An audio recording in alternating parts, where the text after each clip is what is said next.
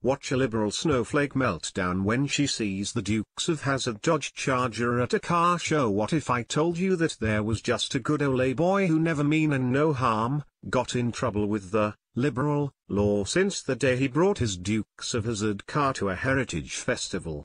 Sadly, this is not a hypothetical question. One such Dukes enthusiast was berated and ordered to move his classically southern car by an extremely pissed-off woman who took it personally.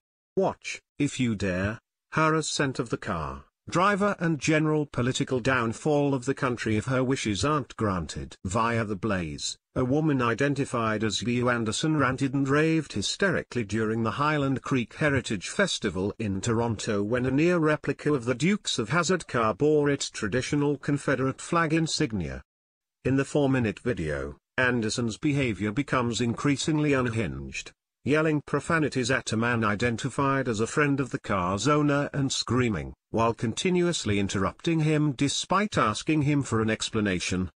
This racist car with not one, but two Confederate flags on it is front and center, the first thing that people see when they walk into this festival. Anderson, a woman of color, said, "People who look exactly like me and my son died, were murdered because of that flag.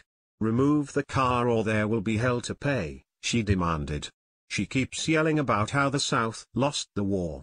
One would not have to be particularly educated to know that, and if they're okay with flaunting it, I'm not sure why she'd have a problem with it. The reason that people keep flying the flags isn't because they hate black people. Well, I'm sure there are a few weirdos out there that do, but not in general.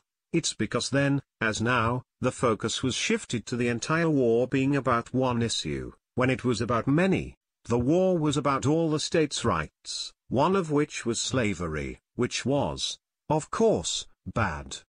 However, the North needed a really great feel-good cause to hang that war on because of the devastation that it brought on most of the South.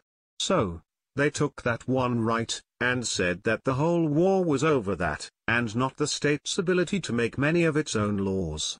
And whether they like it or not, it's a heritage festival, and that's what many people consider to be their heritage. Another issue to address is the fact that she's claiming to speak for an entire race of people in this nation.